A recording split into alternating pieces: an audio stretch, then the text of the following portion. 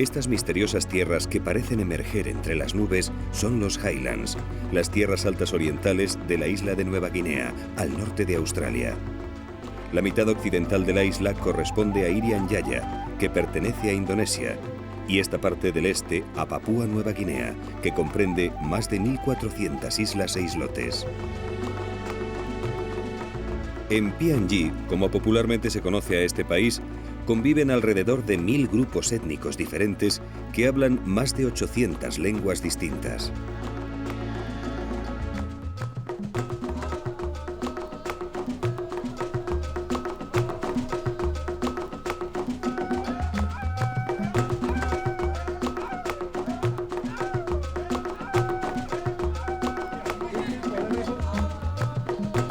El carácter feroz de estas tribus, unido a sus prácticas de canibalismo y a la costumbre de algunos grupos de cortar la cabeza a sus enemigos, hizo de estas islas un lugar tenebroso que los viajeros trataban de evitar.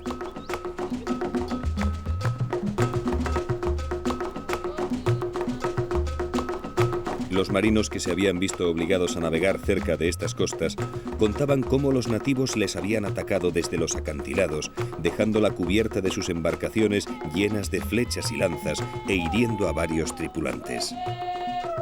Nueva Guinea era un lugar remoto al que nadie se atrevía a ir.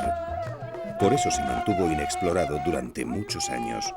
De hecho, hasta principios del siglo XIX, cuando ingleses y alemanes tomaron posesión de algunas zonas costeras, Nueva Guinea no apareció en los mapas del mundo.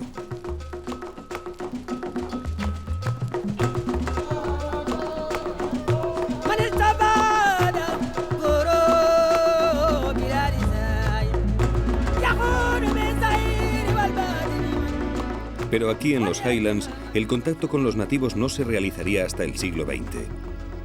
Fue en 1930 cuando los buscadores de oro Michael Leahy y Michael Dwyer subieron por la parte oriental y descubrieron 1 millón de personas pertenecientes a más de 400 tribus diferentes.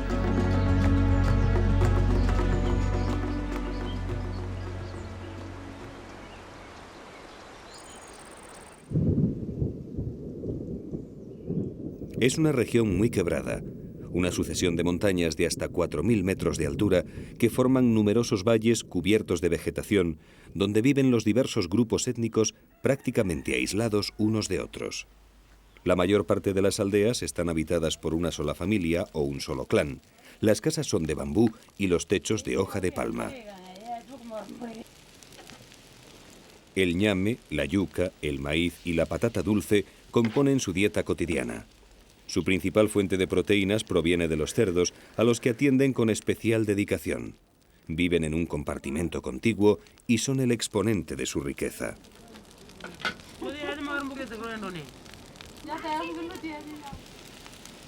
En torno al hogar se encuentran las habitaciones, compartimentos separados por paredes de bambú trenzado.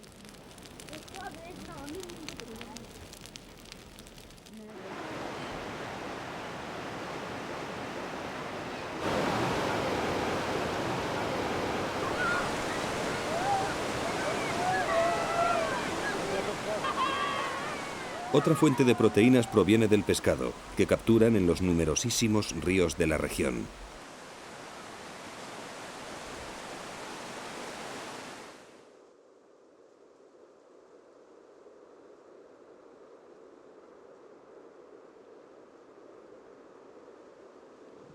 Sin duda, la accidentada orografía de los Highlands y el extremado carácter belicoso de estas tribus, siempre en guerra con sus vecinos, han contribuido a la gran variedad étnica que hoy podemos encontrar.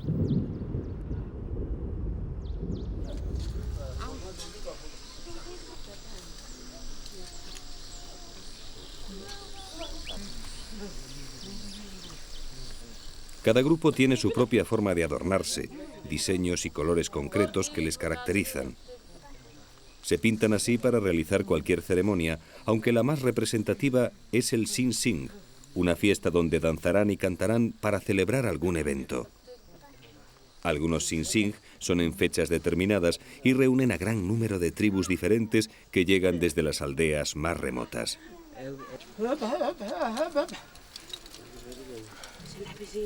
Usando los mismos colores, cada uno maquilla su rostro con un diseño propio, casi siempre heredado de sus antepasados, al igual que el tocado de plumas del ave del paraíso que lucen.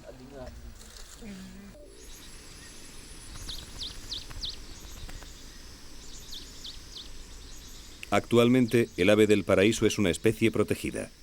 Solo se permite cazarla con flechas antes de los Sing Sing.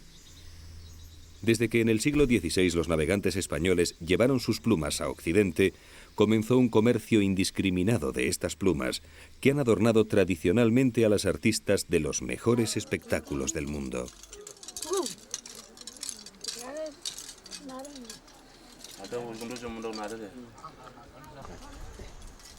Los pueblos Highlander son orgullosos y mantienen vivas sus costumbres y tradiciones.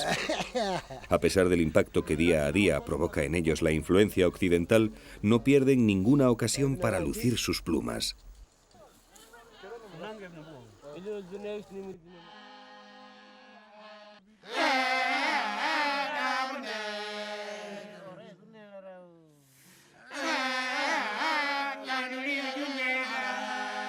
Uno de los grupos más singulares y numerosos de los Highlands son los Huli.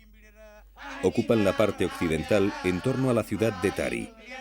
Su primer contacto con el hombre blanco fue en 1935, con una patrulla australiana cerca del río Tagali.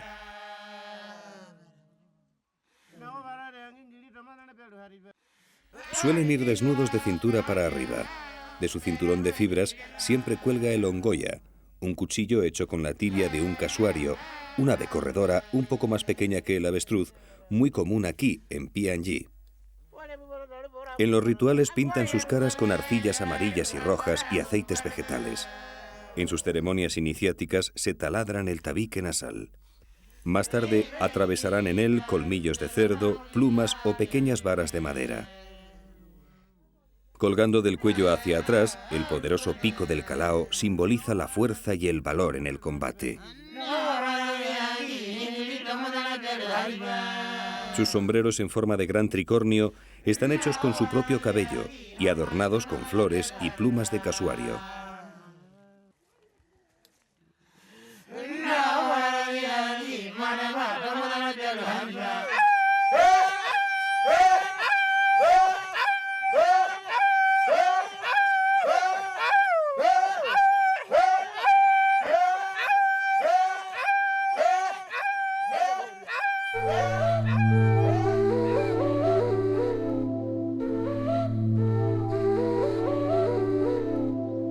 La accidentada orografía de las tierras altas y las constantes reyertas entre los diferentes grupos hacen muy difícil la comunicación. Actualmente no se puede acceder a la parte occidental por las guerras que mantienen las tribus y que arrojan un saldo anual de unas 5.000 muertes.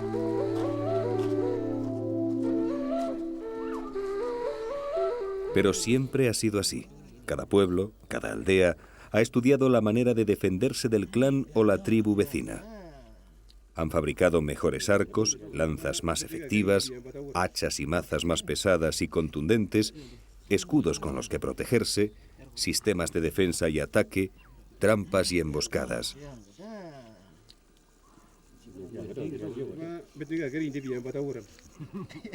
Quizá los más ingeniosos hayan sido los hombres de barro. Habitan cerca de Goroka, en la parte alta del río Asaro. Por eso también se les conoce como los Asaro. Su insólita manera de defenderse es la de convertirse en espíritus y asustar al enemigo. Para ello confeccionan estas máscaras de barro de facciones extravagantes que recuerdan a monstruos galácticos de lejanos planetas de ficción.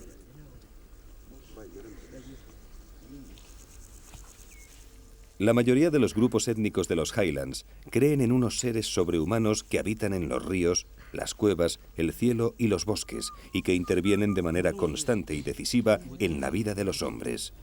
A ellos les rinden culto y les realizan ofrendas para rogarles su protección y evitar que provoquen desgracias.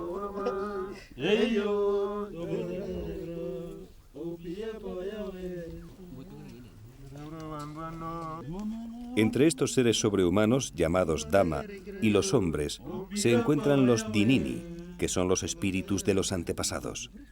Junto a los Dama y los Dinini, existe un tercer grupo de fuerzas llamadas Tomía, que residen en objetos como piedras, collares, lanzas, etc., y que provocan enfermedades y desgracias. Estas fuerzas pueden ser manipuladas por los brujos contra terceras personas en las ceremonias nocturnas de Puri Puri. Una vez terminadas las máscaras, los guerreros se embadurnan el cuerpo con barro arcilloso que más tarde teñirán de gris con otro lodo más líquido.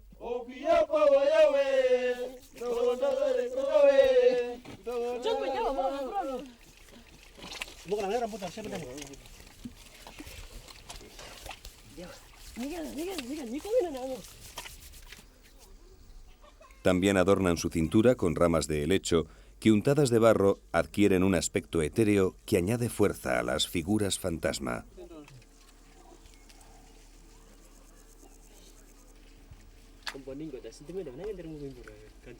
En la boca, nariz y orejas incrustan algunos colmillos de cerdo para reforzar el rictus atroz de sus creaciones.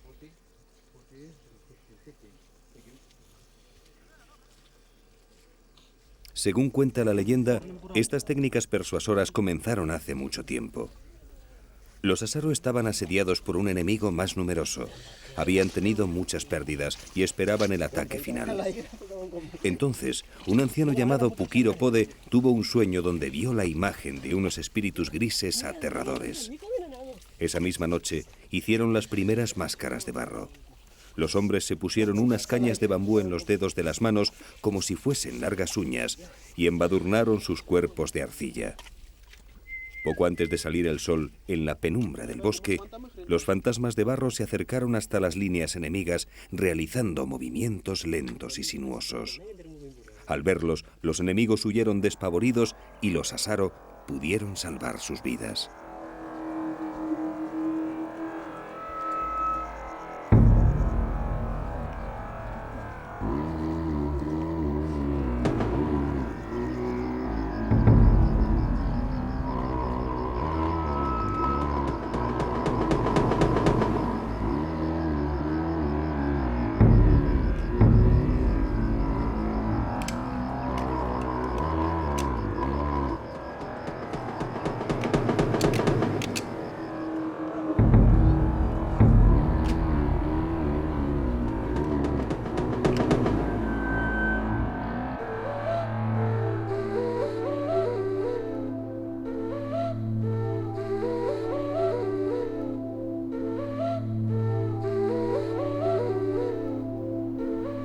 En los Highlands se está desarrollando con éxito el cultivo de té de primera calidad.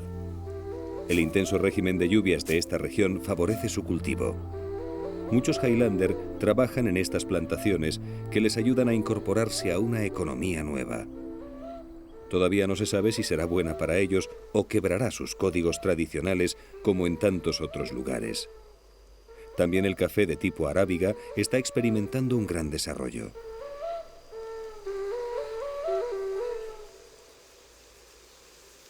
Casi en la línea del Ecuador, estas tierras altas exhiben su furia salvaje. Escenarios caóticos que esconden la belleza sublime. La tierna sutileza de la reina orquídea junto a la tortuosa senda de los regueros que esculpen la tierra.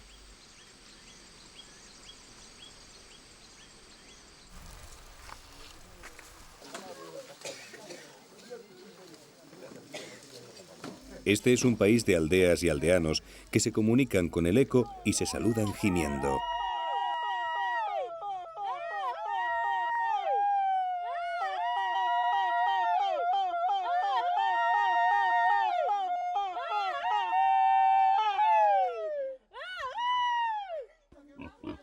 La mujer es la encargada del cuidado de los cerdos, la verdadera riqueza del Highlander. A veces amamantan a los lechones con sus propios pechos, alimentando al mismo tiempo a sus hijos recién nacidos.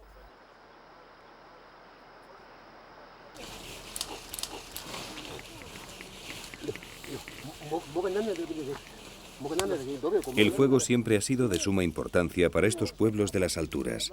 Saben encenderlo en cualquier circunstancia, y aunque ahora no les sea difícil conseguir mecheros o fósforos, los Seneca nos demuestran cómo consiguen prender en segundos unas pajas secas frotando una fina tira de bambú con un tronco astillado.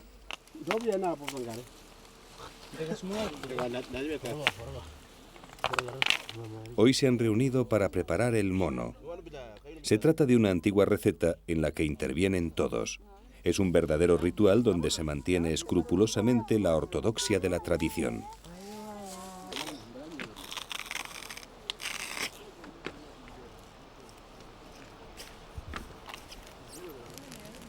Hacen un gran fuego en el que ponen a calentar piedras que más tarde servirán para dar calor a la cocina que excavarán en la tierra.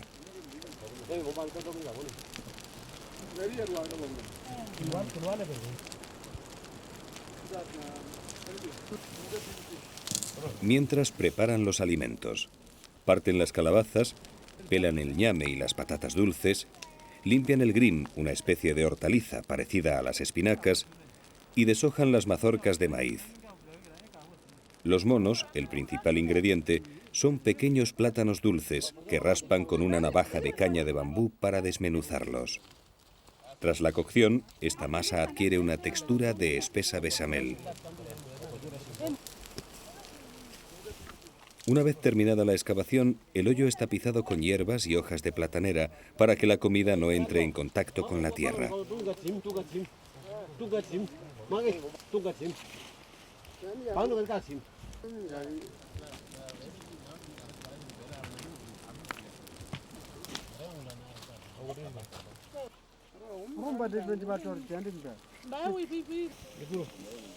Luego van colocando las piedras candentes por capas, separándolas de los alimentos mediante hojas de platanera.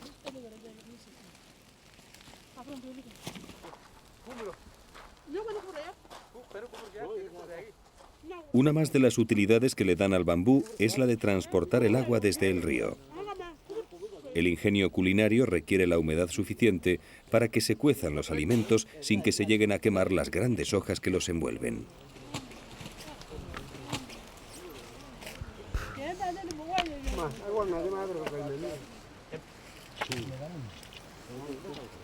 Esta región de los Highlands siempre fue autosuficiente.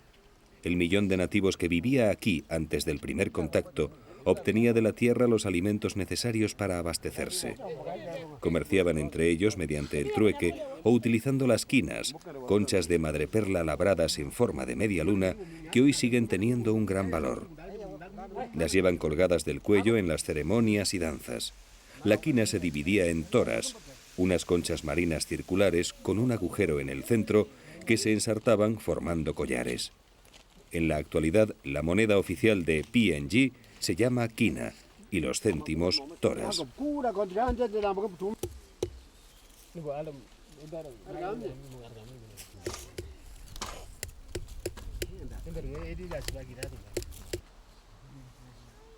El bambú es su principal materia prima. Tras machacar y pelar las cañas, se trenzan para construir las paredes y el suelo de las casas.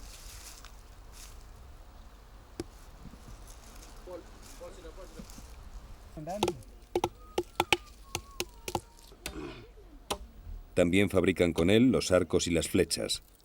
Aquí crecen más de 20 variedades de esta caña flexible, con la que también elaboran utensilios de cocina, navajas e incluso instrumentos de música, como esta especie de birimbao.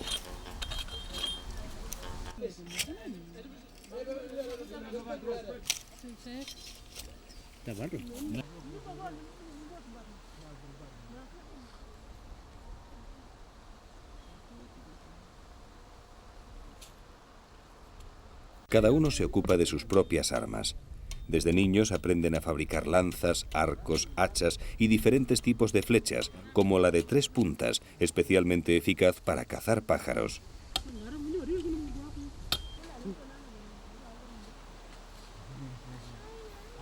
La cuerda de los arcos también es de bambú. Una fina tira de poco más de 1 centímetro de ancho que, reblandecida en el fuego, se anuda a los extremos para ejercer la presión adecuada.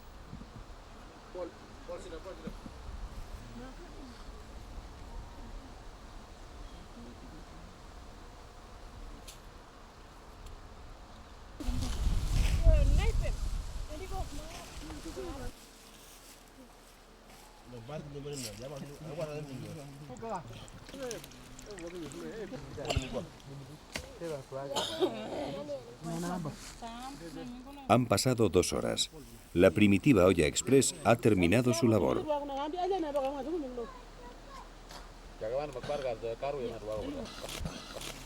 Con cuidado de no quemarse con las piedras todavía calientes, van sacando cada envuelto de hojas con las diferentes viandas listas para servir.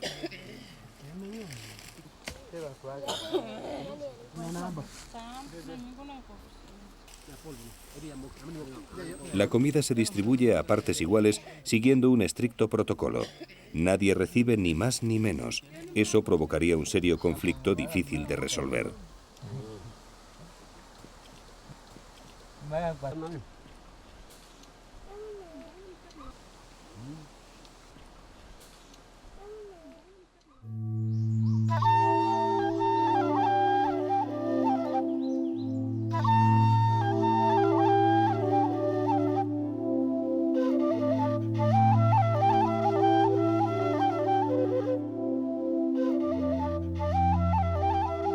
Descendemos por el extremo oriental de los Highlands.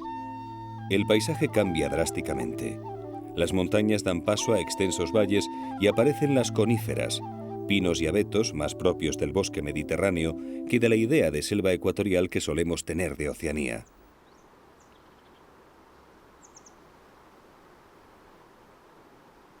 Vamos al encuentro de las momias Enga o Cucucucu, como se suele llamar a este pueblo que vive en la cuenca del río Aseki.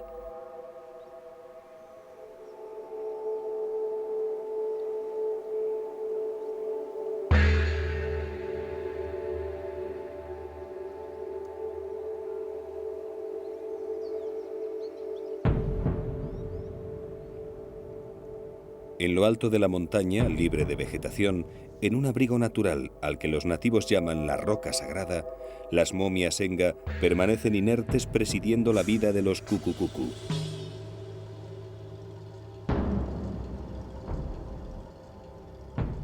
El canibalismo ha sido una práctica habitual de los Cucucucu, de ahí su fama y su leyenda.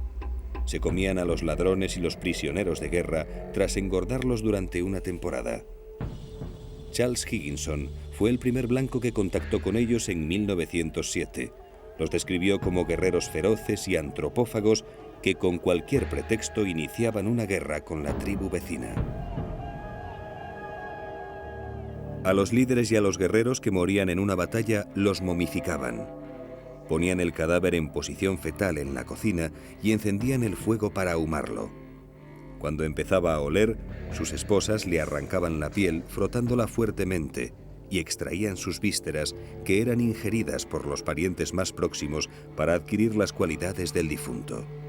Después continuaban ahumando el cuerpo durante 4 o 5 meses hasta que la carne quedaba totalmente seca. Entonces lo subían a la roca sagrada y lo colocaban sentado mirando al horizonte o en una especie de canastos de bambú que clavaban en el suelo. En otros pueblos los dejaban colgados en los árboles. Actualmente hay muy pocos Cucucucu que sigan momificando a sus muertos, pero su carácter guerrero sigue patente en sus constantes luchas tribales.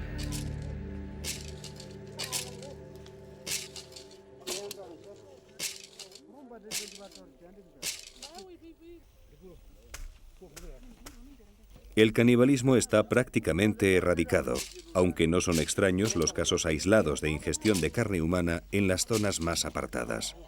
Hay que tener en cuenta que para estos guerreros la antropofagia era algo habitual hace solo 15 o 20 años.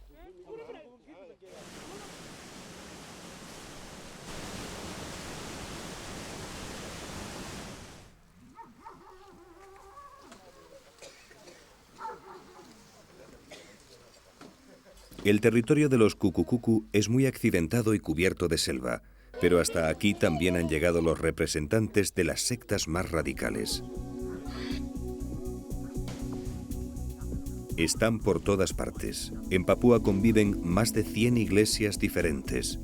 Vinieron a partir de los años 50, cuando en PNG había alrededor de 2 millones de nativos prácticamente en la edad de piedra.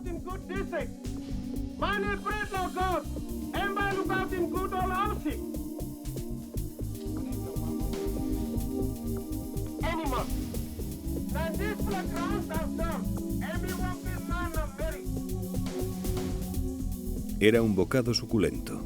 Los misioneros sectarios se lanzaron a la conversión de los infieles pertrechados con sus credos y dioses del mundo occidental en una carrera frenética cuyo nefasto resultado ha sido el desarraigo y la aculturación.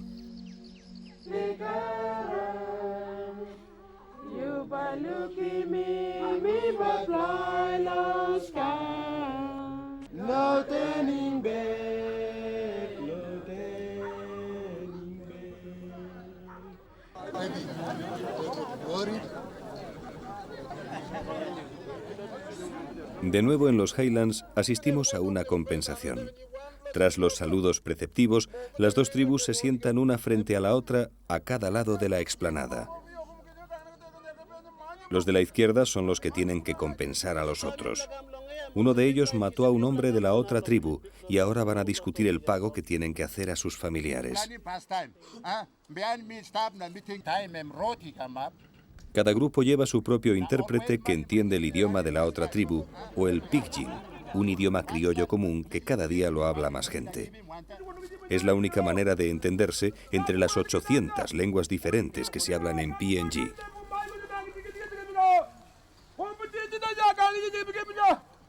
Hay compensaciones a diario por todo el país.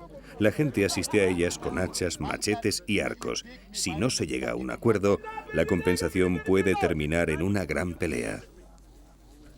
Cada vez hay más muertes porque en las luchas tribales los arcos y lanzas se están sustituyendo por armas de fuego.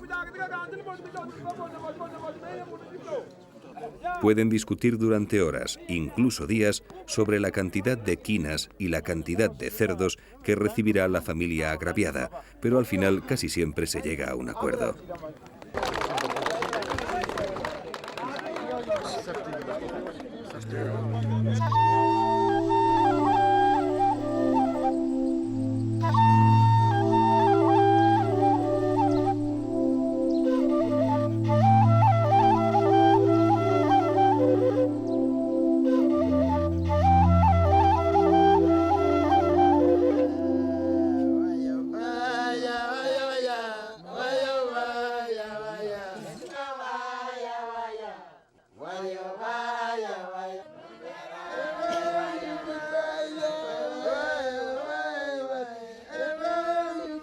Una importante institución para estos pueblos es el tanimet o ceremonias de cortejo.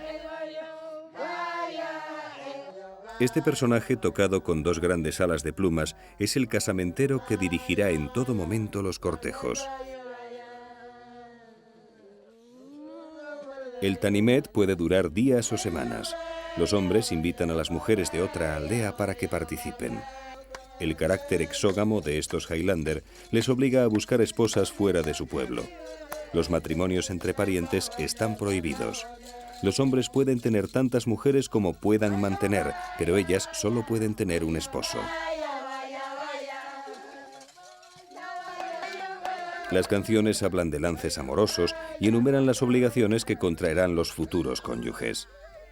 Siguiendo las indicaciones del casamentero y bajo la mirada atenta de las mujeres mayores que han traído a las chicas, los hombres van cambiando de posición para cortejar a todas las mujeres.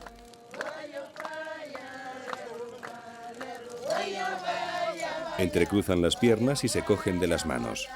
Todos visten sus mejores galas tradicionales y se maquillan de forma provocativa. La elección tendrá que ser mutua para que sea admitida por el casamentero.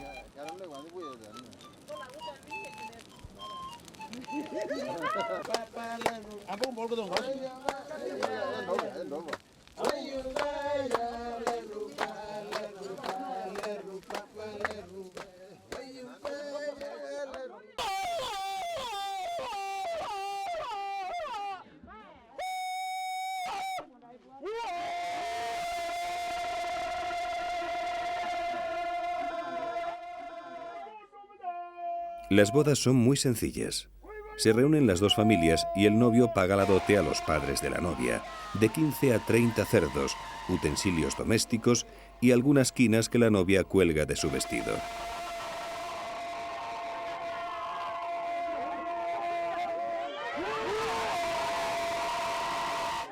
Una vez hecha la entrega, los novios y los familiares de la mujer se marchan de la aldea.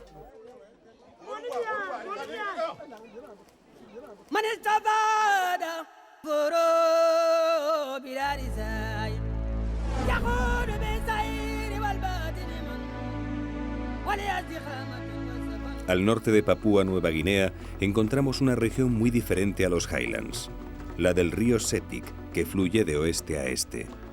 Tiene una longitud de 1.126 kilómetros y su cuenca ocupa 78.000 kilómetros cuadrados.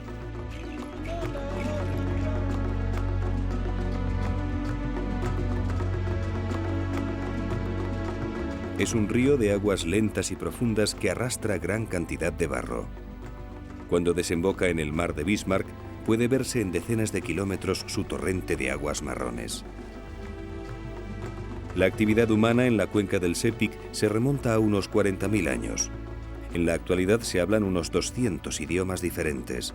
Los primeros contactos con extranjeros fueron establecidos con cazadores de aves del paraíso chinos y malayos. En 1885, el zoólogo alemán Finch fue el primer europeo que llegó al Sepik, al que bautizó como Kaiserin Augusta, en honor a la esposa del emperador alemán. A pesar de existir centenares de tribus, se pueden establecer patrones de conducta comunes a todos los habitantes de esta región tropical. Algo común son las enormes casas que construyen, en las que el bambú es el material más importante. Con sus tiras atan y unen todo el armazón y fabrican el suelo. Las paredes y el tejado se confeccionan con corteza de palmera y bananera. En la fachada, la representación del espíritu familiar protege a sus moradores. En cada casa viven varias generaciones de una misma familia. Solo construyen otra cuando la falta de espacio lo hace necesario.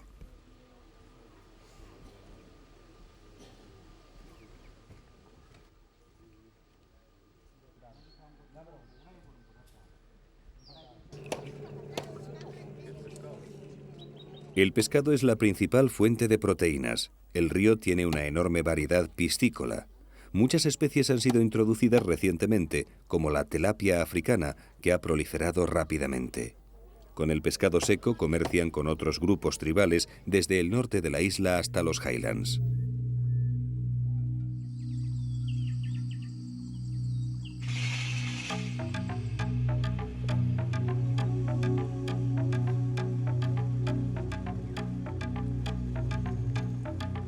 Estos son los dominios de los hombres cocodrilo, el animal sagrado del Sepik. La vida espiritual de estos pueblos gira en torno al Tambarán o Casa de los Espíritus. Los dibujos representan deidades visualizadas en sus sueños y escenas cotidianas. Por encima de todas ellas se encuentra el cocodrilo, el rey dios del río. El propio Tambarán tiene la forma de sus poderosas fauces.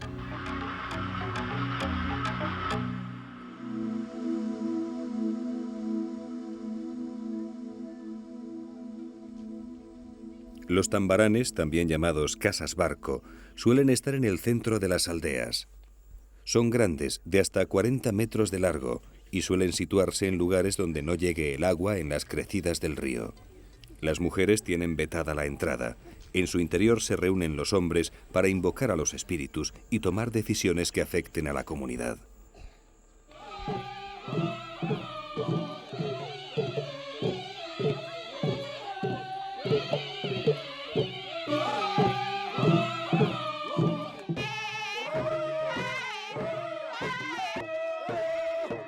En ocasiones señaladas se reúnen con sus atuendos tradicionales y bailan en torno al tambarán.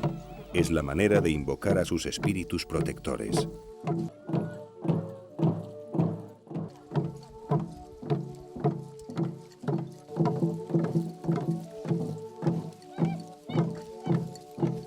Desde el interior del tambarán suena la música mágica que indica a los danzantes lo que tienen que hacer.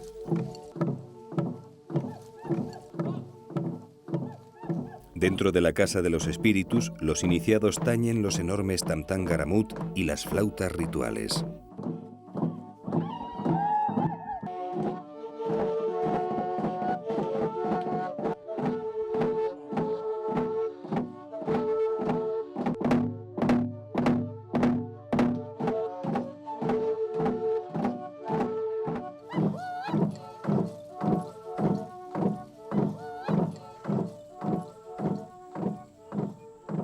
Estas mansas aguas del Sepik esconden un peligro mortal.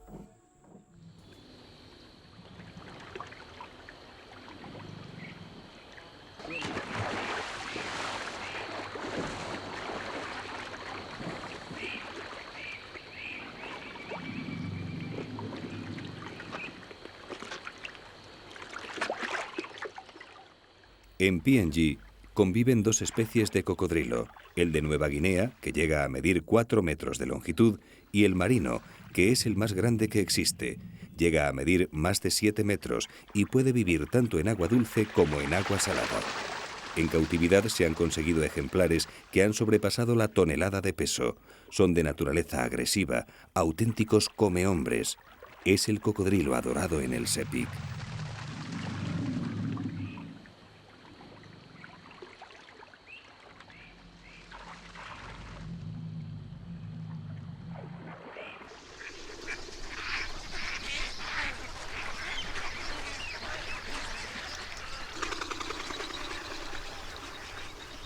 Esta es la región de Papúa mejor conservada.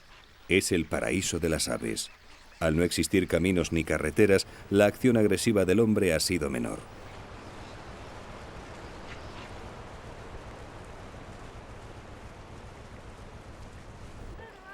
El sagu es el alimento cotidiano de estos pueblos. Con él elaboran el pan.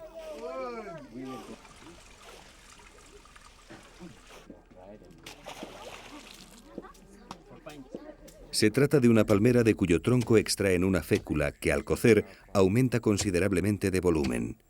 Para obtenerla, lavan la médula triturada y la ciernen pasándola por un cedazo.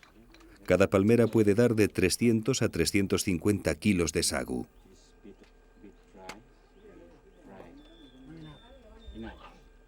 Una vez seca, se raya y se obtiene la harina con la que se hace el pan.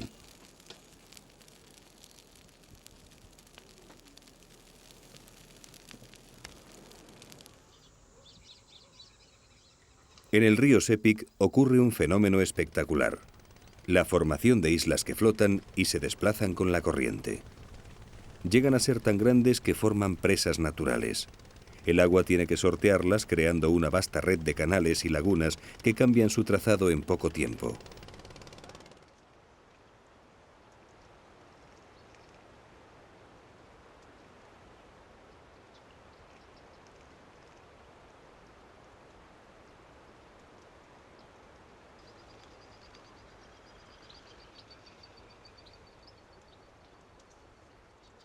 El río es colonizado por los jacintos de agua que se van depositando en los remansos y lagunas formando grandes extensiones donde prácticamente no se ve el agua.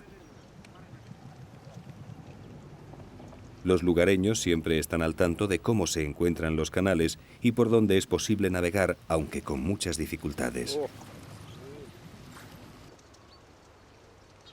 Los jacintos tienen grandes raíces peludas que crecen fijando el cieno del río y entrelazándose unas con otras. Llegan a formar verdaderas plataformas sólidas en las que más tarde crecerán hierbas y arbustos. Las porciones que se desprenden se convierten en islas flotantes.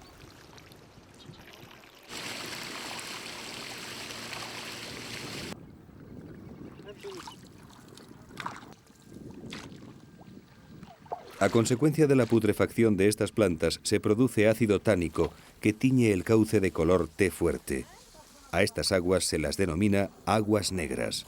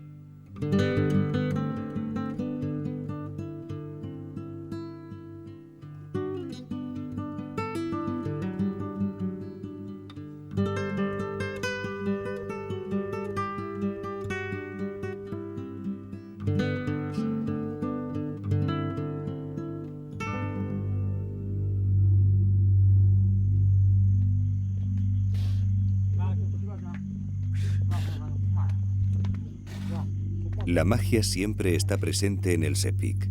Todo lo que ocurre es por la acción directa de los espíritus.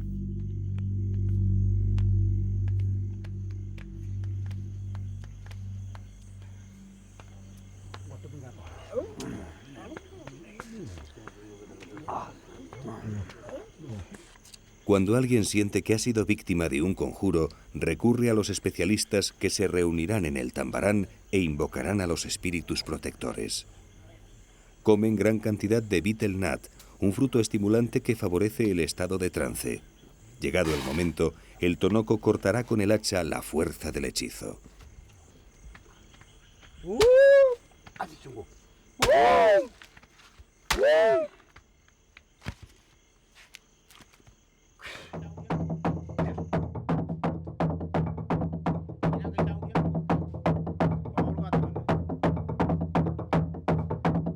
En el poblado de Timbumeri, al sur del lago Chambri, suenan los tam-tam garamut para anunciar la ceremonia de iniciación de los hombres cocodrilo. Desde el amanecer, todos los hombres del pueblo han empezado a trabajar para preparar el ritual. Cerca del río, al lado del Tambarán, construyen el nido del cocodrilo. Sacan el lodo con cubos para que los tambores de agua tengan la profundidad suficiente y cercan el recinto con ramas de palmera y hojas de bananera. Los no iniciados y las mujeres no podrán ver lo que sucederá en el interior.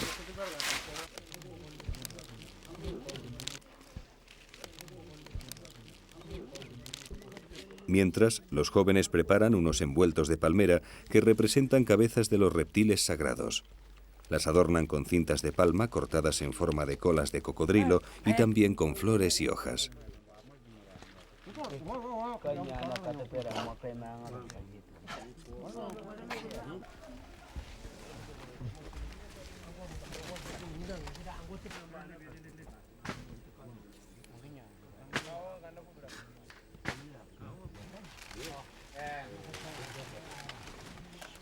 Las paredes del recinto quedan bien tupidas.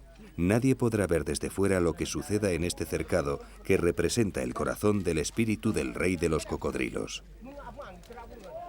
En su interior se comprueba que el tronco de la palmera, que hará las veces de la cola del reptil, se desliza correctamente. Cuando el tambarán queda tapado también por las ramas de palmera y bananera, finalizan los preparativos.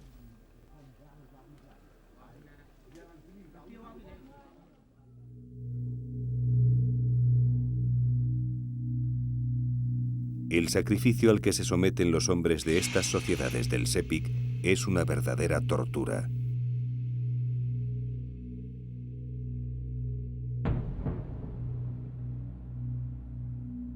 Varios centenares de cortes dejan esculpida su piel a semejanza de sus dioses reptiles.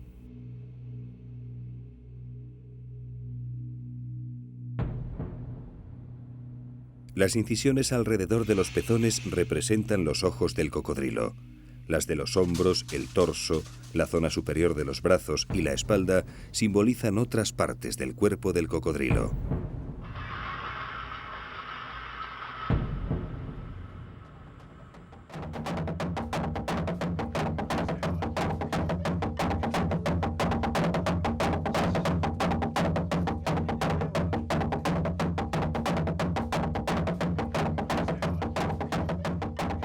Los enormes garamut anuncian el comienzo de la ceremonia nada más caer el sol.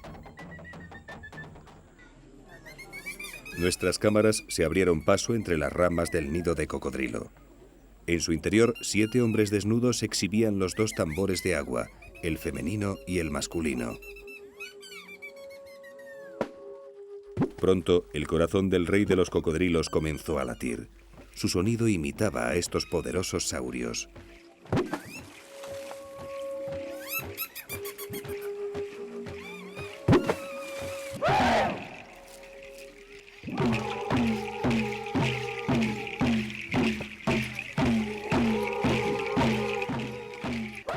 Fuera, decenas de guerreros danzaban al compás de sus chapoteos.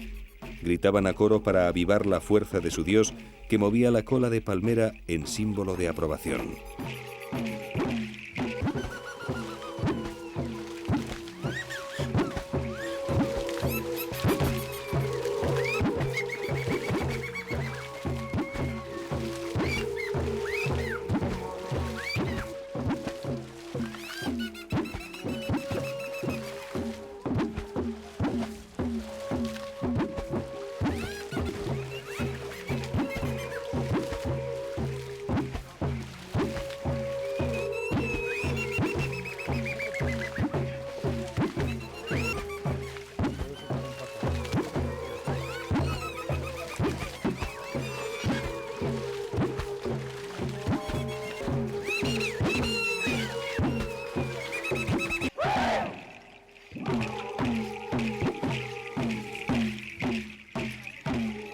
Los no iniciados siempre presencian desde lejos el espectáculo, sobrecogidos por los extraños sonidos que escuchan.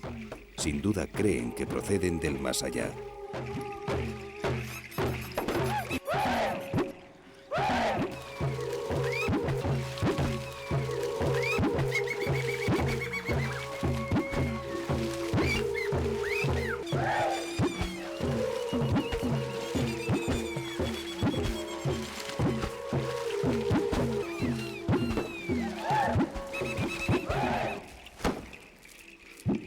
El jefe de los guerreros golpea el suelo con su cola ceremonial. Desde el nido, los tambores de agua contestan. Es imprescindible acompasar todos los elementos para que el espíritu del rey de los cocodrilos acuda y posea a los iniciados.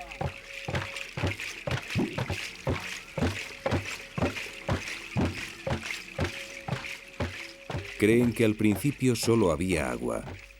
Entonces el cocodrilo creó la tierra y en ella se formó una gran grieta. El cocodrilo la fecundó, dando origen a todas las especies. Luego abrió sus fauces y de su mandíbula superior surgió el cielo y de la inferior el suelo.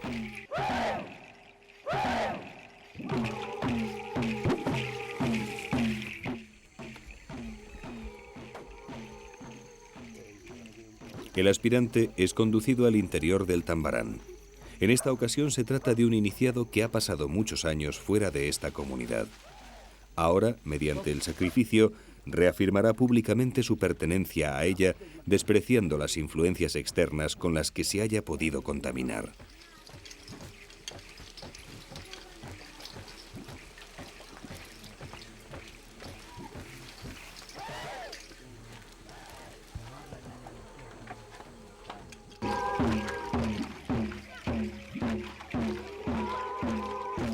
En el exterior, los guerreros siguen alentando al Gran Espíritu. Pronto la sangre purificadora será derramada.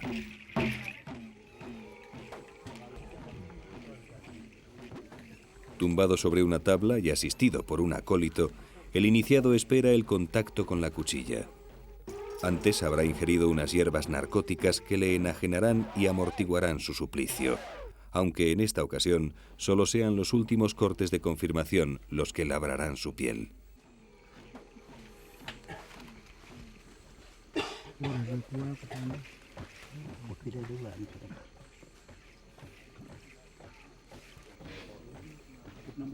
Las heridas serán tapadas con barro y con el guac, un aceite vegetal de alto poder antiséptico.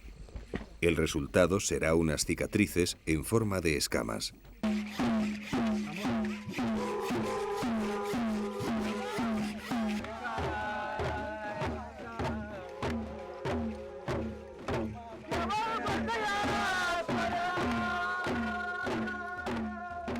El iniciado es ahora conducido hasta el nido del Gran Espíritu. Ya es un hombre cocodrilo.